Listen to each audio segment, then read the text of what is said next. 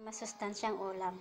Yan po. Ang kailangan natin ay ang sayote, carrots, butter o kaya margarine, oyster sauce, garlic, tsaka sesame oil. Una pong kailangan natin gawin ay hiwain natin yung carrots tsaka yung sayote. Yan, nahiwa po natin. Tara, luto na po tayo. Maglalagay po tayo ng butter. Tapos maglalagay po tayo ng garlic. Pagluto na po yung ating garlic, lagyan na po natin yung sayote.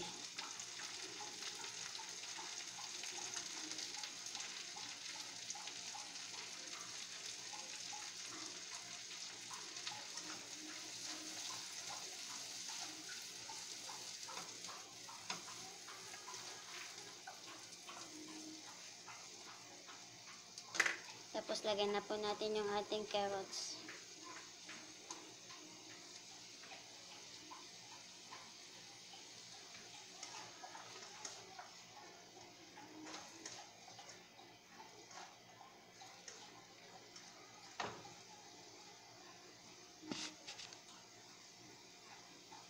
Timplahan na po natin ng black pepper.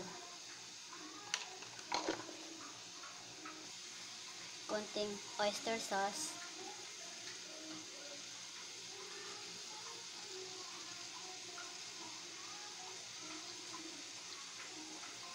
Sesame oil.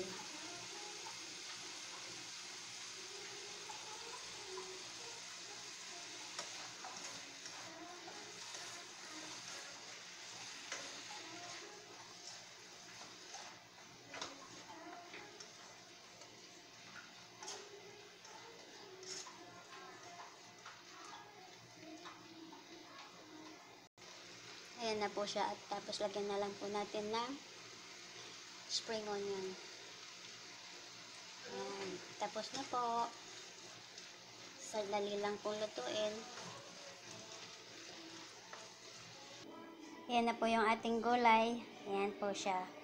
Ayan, maraming salamat po sa nag-subscribe. Yung mga hindi pa po mag-subscribe na po para po matuto tayo ng iba't ibang luto ng bansa. Ayan, Philippine food po yan. Ayan.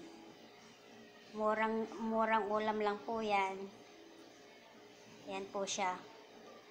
Kahit po ganyan, kasimple, ang mahalaga lang po naman ay ang sustansya at ang lasa.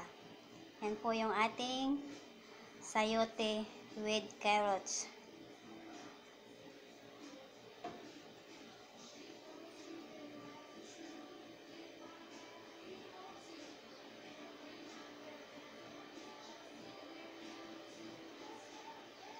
Sa susunod na video po, maraming salamat po ulit.